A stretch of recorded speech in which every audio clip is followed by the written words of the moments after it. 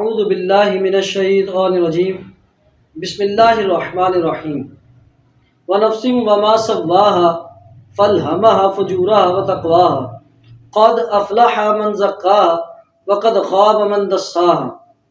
آج ہم ایک جو نیا مضمون کے ساتھ حاضر ہوئے ہیں، یہ مضمون اتنا اہم ہے جس طرح انسان کو کھانے کی ضرورت پڑتی ہے، کہ وہ کیا ہے کہ جیسے کہ عشرہ مبشرہ بھی مغفرت کا جاری ہے کہ ہم جو لوگ توبہ کرتے ہیں تو اس کی توبہ کی قبولیت کے راز کیا ہیں۔ علماء کرام نے یہ جو میں نے آیت مبارکہ تلاوت کرنے کا شرف حاصل کیا، اس آیت مبارکہ میں اس چیز کو واضح بیان کر دیا گیا کہ نفس قد افلح من زکاها وقد خاب من دساها۔ نفس اگر ٹھیک ہو گیا نا تو سب ٹھیک ہے، اگر نفس ٹھیک نہ ہوا تو کچھ بھی ٹھیک نہیں ہے۔ تو سب سے اہم بات کہ ہمیں اپنے نفس کو پاک کرنا ہے۔ اگر نفس ٹھیک ہوگا، یہ پہلی سیڑھی ہے جو تو قبولیت کے رازوں میں سے ایک راز ہے۔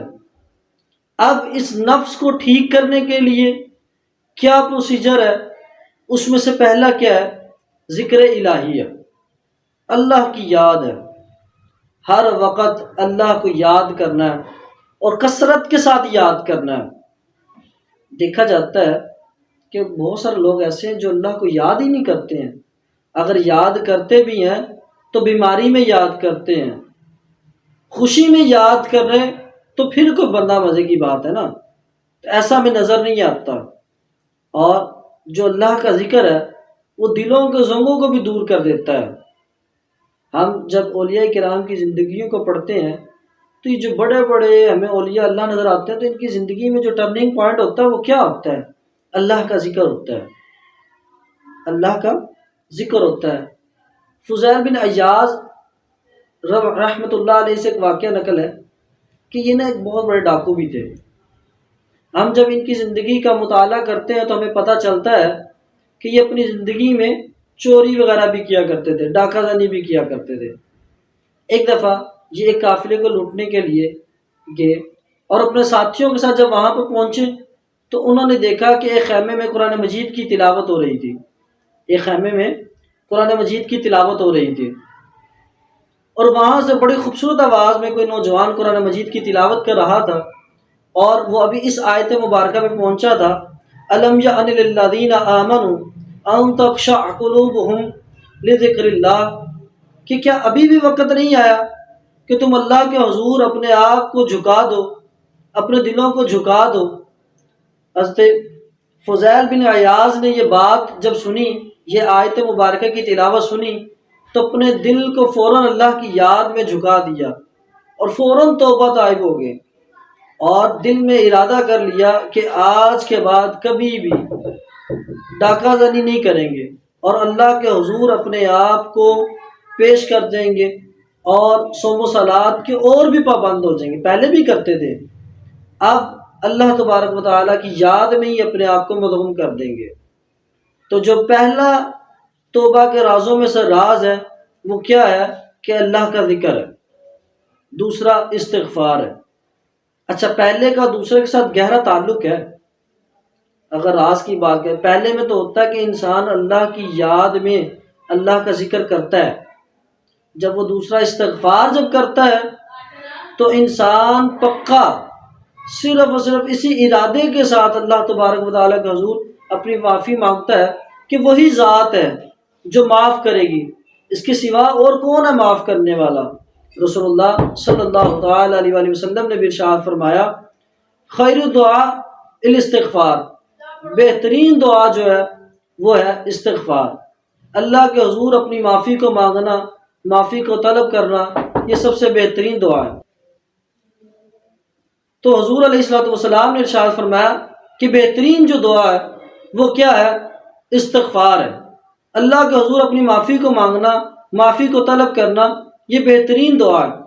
ایک دفعہ حضرت عائشہ رضی اللہ تعالی عنہا نے رسول اللہ صلی اللہ تعالی علیہ وآلہ وسلم سے عرض کی، یا رسول اللہ، کہ اگر مجھے لیلۃ القدر کی رات نصیب ہو، اگر مجھے لیلۃ القدر کی رات نصیب ہو، لیلۃ القدر میں پا لوں، اس کی برکات کو میں سمیٹ لوں، تو اس وقت میں اللہ کے حضور کیا دعا طلب کروں؟ تو حضور علیہ الصلوۃ والسلام نے ارشاد فرمایا کہ آپ اس وقت یہ دعا مانگیے گا، اللہم انک عفو تحب العفو فاعف عنی، اے اللہ تو معافی کو پسند کرتا ہے، تو معاف کرنے والے کو پسند کرتا ہے، اے اللہ تو ہمیں بھی معاف فرما۔ کتنی خوبصورت دعا ہے، اللہم انک عفو تحب العفو فاعف عنی، میرے مولا تو معاف کرنے والا ہے اور تو معافی کو پسند بھی کرتا ہے، میرے مولا ہمیں معاف فرما، تیرے سوا اور کون ہے جو معاف کرے گا؟ تو توبہ کے رازوں میں سے ایک راز کیا ہے؟ پہلا ہم نے بات کی اللہ کی یاد، دوسرا ہم نے بات کی استغفار، تو دونوں کا آپس میں گہرا تعلق ہے۔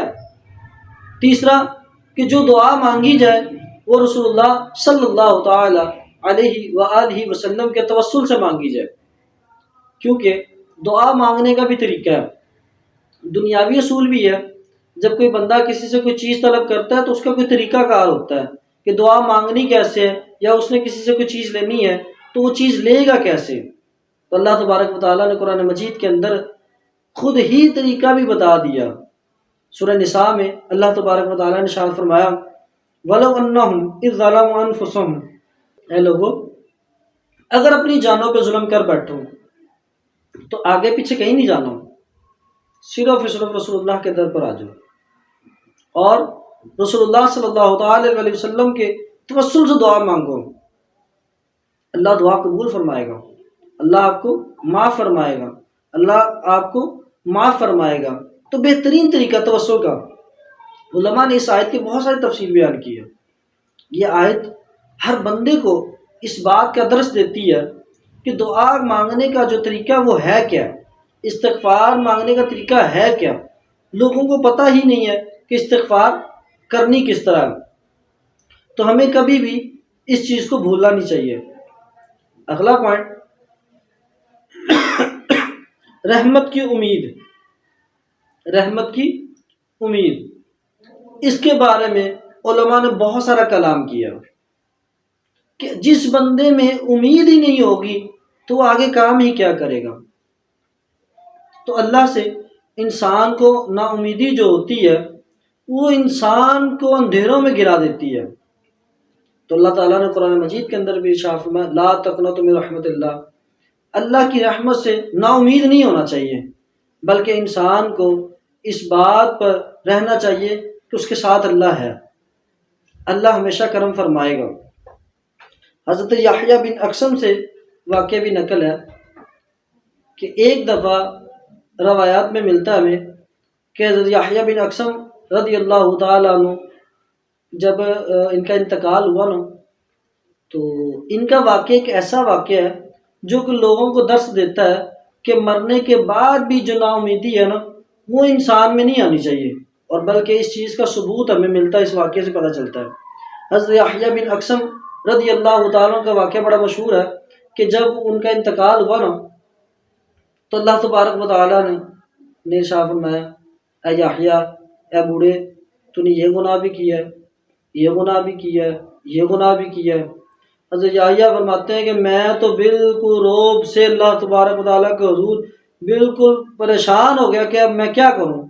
حضرت یحییٰ فرماتے ہیں میں نے کہا اللہ تو بہتر جانتا ہے میں نے کیا گناہ کیا، میں نے کیا گناہ کیا، لیکن ایک بات ہے، میں نے احادیث میں اللہ تبارک و تعالیٰ کو ایسا نہیں پایا۔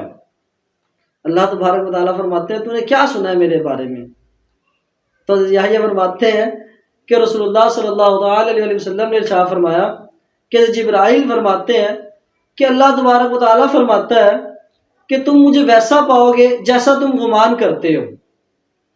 تو یحییٰ فرماتے ہیں میں نے تو آپ کو ہمیشہ یہ گمان پایا کہ اللہ مجھے کبھی عذاب نہیں دے گا، اللہ مجھے ہمیشہ معاف فرمائے گا۔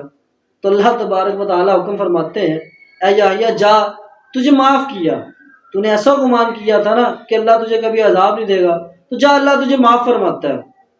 اب یہ دیکھیں چھوٹی بات نہیں ہے یحییٰ بن اقسم کا واقعہ، اور باقاعدہ اس واقعے میں نقل ہے کہ آگے اللہ تبارک و تعالیٰ نے ان کو جنتی لباس بھی دیا اور پورا پروٹوکول کے ساتھ جنت میں داخل کیا۔ آگے غلام چل رہے ہیں جیسے ایک شاہی سوار نہیں چلتا، آگے پروٹوکول کے ساتھ، تو آگے غلاموں کے ساتھ ان کو جنت میں داخل کیا گیا۔ تو یہ ساری کی ساری کیا ہے، ہمیں اس چیز کا درس دیتی ہیں کہ جب بھی اللہ تبارک و تعالیٰ کے حضور پیش ہو تو اس امید کے ساتھ پیش ہو، میرے مولا تو ہی ہے جو ہمارے گناہوں کو معاف کر فرمانے والا ہے، تیری سوا اور کون ہے جس سے ہم معافی مانگیں گے۔ اس کے بعد آخری پوائنٹ جس میں ہم بات کریں گے وہ یہ ہے درود پاک کی کثرت۔ تو دعاؤں کی قبولیت میں سب سے بڑا جو اہم کردار ہے نا، میں یہ کہوں گا وہ صرف درود پاک ہے، کیونکہ میں بلکہ ایک حضرت عمر فاروق رضی اللہ تعالیٰ عنہ سے روایت بھی ہے کہ جو درود پاک کے بنا دعا مانگی جاتی ہے وہ زمین و آسمان کے درمیان ہی ٹھہر جاتی ہے۔ تو بہترین ہے کہ جب بھی دعا مانگی جائے تو پہلے بھی درود پاک پڑھا جائے، اس کے بعد درود پاک پڑھا جائے، والآخر اس میں لپیٹ کے حضور کو دعا جاتی ہے آگے اللہ کے حضور۔ تو اس کے بغیر کوئی گزارا نہیں ہے۔ حضرت سفیان ثوری فرماتے ہیں ایک دفعہ یہ طواف کعبہ کے ٹائم انہوں نے ایک شخص کو دیکھا، وہ صرف کچھ دعا نہیں پڑھ رہا، صرف رسول اللہ صلی اللہ تعالی علیہ وسلم پر کثرت کے ساتھ درود پاک پڑھی جا رہا۔ حضرت سفیان ثوری فرماتے ہیں میں نے اس شخص سے پوچھا کہ کیا معاملہ ہے کہ تم کچھ اور نہیں پڑھ رہے، صرف یہی دعائیں مانگی جا رہے ہو؟ تو حضرت سفیان ثوری کو وہ شخص بتاتا ہے کہ اصل میں بات یہ ہے کہ جب میں حج کے لیے آ رہا تھا تو میرے ساتھ میرا بھائی بھی تھا، رستے میں اس کی طبیعت خراب ہو گئی اور وہ اسی طبیعت کے ساتھ اس دنیا سے پردہ فرما گیا۔ جب وہ مرا تو اس کا چہرہ کالا سیاہ ہو گیا، اس کے جو اعمال تھے اللہ تبارک و تعالیٰ نے اس سبب اس کا چہرے کو سیاہ کر دیا۔ میں بڑا پریشان ہو گیا کہ اب لوگ کیا کہیں گے، جو جنازے کے پاس بھی آئے گا تو وہ بھی کہیں گے یہ کالا شاہ سیاہ چہرہ ہو گیا، یہ پتہ نہیں کتنا بڑا گنہگار تھا، کیا گناہ کرتا تھا۔ میں بہت ہی پریشان ہو گیا۔ اتنی ہی دیر میں ایک فرشتہ آیا، خوبصورت چہرہ، خوبصورت لباس میں وہ آیا اور اس نے میرے بھائی کے چہرے پہ ہاتھ لگایا۔ جو ہی چہرے پہ ہاتھ لگایا میرے بھائی کا چہرہ چمکنا شروع ہو گیا۔ میں بڑا خوشی سے تعجب سے میں نے اس سے پوچھا کہ اے نوجوان تو کون ہے، یہ کیا ماجرا ہے کہ پہلے سیاہ تھا اب سفید ہو گیا؟ وہ شخص کہتا ہے میں کوئی اور نہیں بلکہ میں فرشتہ ہوں جو انسانی شکل میں آیا ہوں، اور میں کوئی اور فرشتہ نہیں ہوں، میں بلکہ وہی فرشتہ ہوں، میں وہی فرشتہ ہوں جو درود پاک کو جب کوئی یہ شخص پڑھتا ہے تو حضور علیہ الصلوۃ والسلام کی بارگاہ میں پیش کرتا ہوں۔ تو یہ شخص کیونکہ حضور علیہ الصلوۃ والسلام پر کثرت کے ساتھ درود پڑھنے والا تھا تو اللہ تبارک و تعالیٰ نے فرمایا کہ جاؤ اس کے چہرے کو روشن کر دو۔ اللہ اکبر!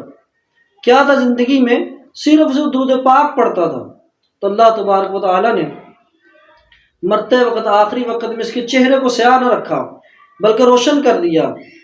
جب سے میں نے اس بات کو دیکھا تو میں نے اپنی زندگی میں معمول بنا لیا کہ میں جب بھی اب پڑھا کروں گا تو درود پاک کو کثرت سے پڑھا کروں گا۔